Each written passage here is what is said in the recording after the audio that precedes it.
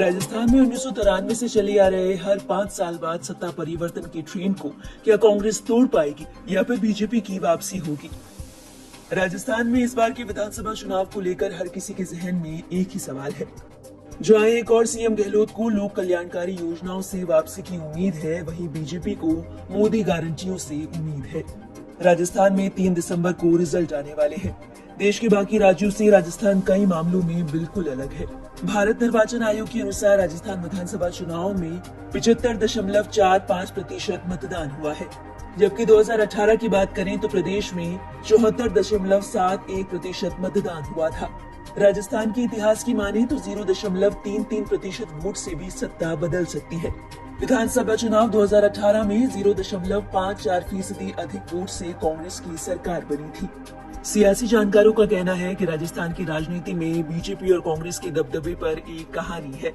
राजस्थान में कई बार खंडित जनादेश मिला, लेकिन चुनाव में जिस भी पार्टी को सबसे ज्यादा सीटें मिली वो बहुमत जुटाने में कामयाब रही।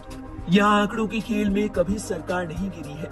राजनीतिक विश्लेषकों का कहना है कि राजस्थान में कांग्रेस और बीजेपी के अलावा कभी भी किसी का शासन नहीं रहा। जनता पार्टी सत्ता में रही, लेकिन बीजेपी उसका हिस्सा थी। बीच बीच में दूसरी सियासी पार्टियों ने पांव जमाने की कोशिश तो की, लेकिन कामयाब नहीं हो सकी।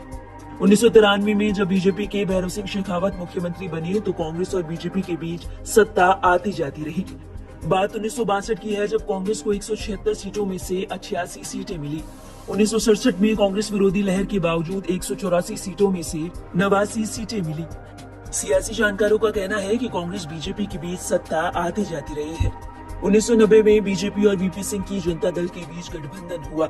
बीजेपी को 200 में से 85 सीटें मिली और उन्होंने जनता दल से तकरीबन 55 विधायकों के समर्थन से सरकार बनाई। 1993 में बीजेपी ने 95 सीटें जीती और बहुमत के करीब पहुंच गई। वही बात 2008 की करें तो कांग्रेस ने 96 और 2018 में 100 सीटें जीती। कुछ मौकों पर राजस्थान में पूर्ण बहुमत की सरकारें भी बनी।